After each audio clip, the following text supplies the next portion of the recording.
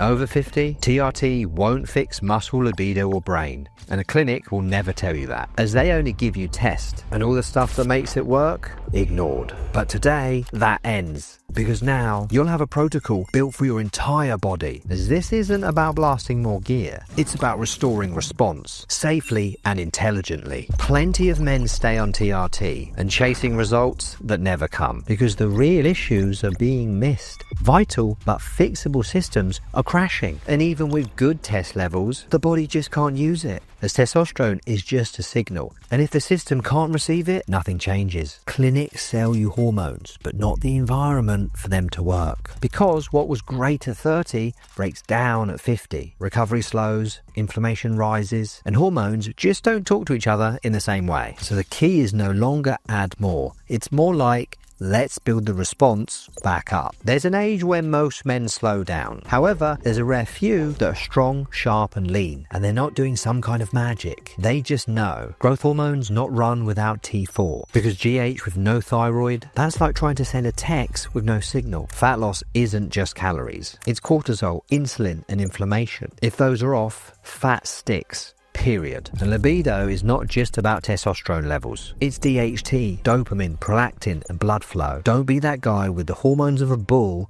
but the energy of a houseplant. Therefore, it's not about having more horsepower, it's about getting the traction down. And this protocol coming up finally grips. However, it's not a cycle, more of a total body recalibration. Each compound has a purpose. Every phase adapts to your labs. And it's built to restore response, not just boost numbers on a bit of paper. Low dose testosterone gives energy and performance without spiking hematocrit too quickly. Primobolan improves nutrient partitioning. What the hell does that mean? More food goes to muscle, less to fat, and there's a lower E2 risk, so you're going to have less bloating. Growth hormone for recovery, collagen and fat loss, but it only works with low CRP and if glucose is in range. T4 enables GH conversion into IGF-1, and this is non-negotiable if you want results. MOTC helps boost your mitochondria, which are the energy batteries of your body, because when they slow down, you slow down. So taking it is going to get your whole system firing again the way it should. Retatrutide, this is optional, and it's for appetite control if you're stuck. However, it can lower dopamine and GH response, so use with caution. HCG brings back pregnenolone and DHEA, two key hormones that drop with age and crash mood, memory and metabolism. This setup isn't just throw a load of compounds together. It targets the real things that break down as we age, the ones that vitamin T cannot fix alone,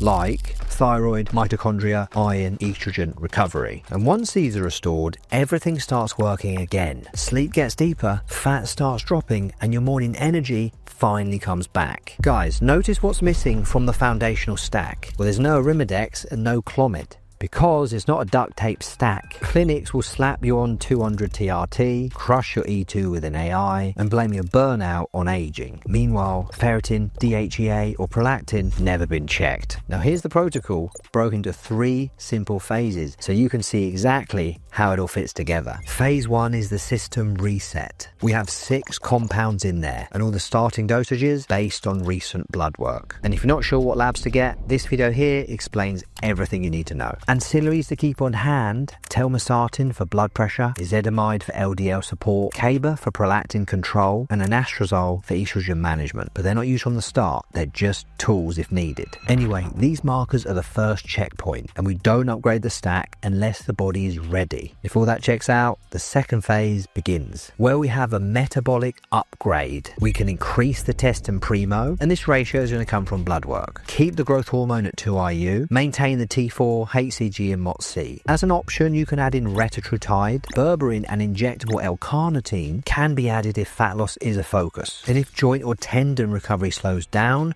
you've got BPC 157 or TB 500. So the objectives here then: ramp up training volume, add lean muscle tissue without inflammation, and improve body composition, shape and vascularity. These are some questions for a midpoint check. Is the appetite crashing from taking retatrutide? Is libido still strong? Is strength increasing? And did your full panel come back looking good? And that's a full panel, not just 3 or 4 biomarkers. And if yes, we can potentially move to phase 3. By this point, most men feel sharper, sleep deeper, libido's back, and they haven't even touched the third phase yet, which is about maximizing what's already working. All these things are now optional. Anavar sublingual pre-workout, melanotan 2 for fat loss and skin tone, which is going to bring out the definition more. DECA or MPP at a low dose can be used if joints need extra lubrication. The GH can increase slightly, but only if glucose, CRP, CBC and liver enzymes are green. T4 can then be adjusted based on T3 and TSH results. Objectives then: maximize cosmetic conditioning. Maximize cosmetic what? In other words, look the best you've ever done in your life. Also maintain strength without further inflammation. Get your final labs pulled to confirm you're healthy and you've got a full body response. And finally, prepare for a smart transition, not a crash. You don't win by pushing harder, you win by staying responsive to what you're taking. So what happens then after phase 3? If your labs are solid and you're still progressing, some guys will stay in the optimization phase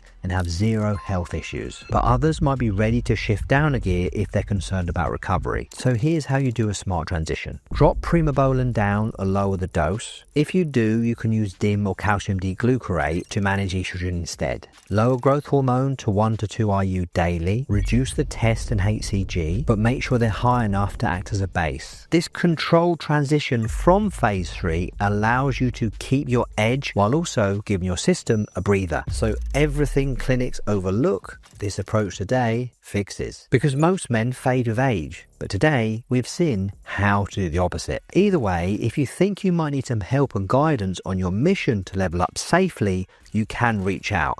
Below this video, in the description box, there's a link. Hit that link and I'm going to get back to you as fast as I can. In the next video, I'm going to show you the parts that most guys don't fix: energy, libido, and longevity when they're enhanced. This is Dr. James, and I'm out.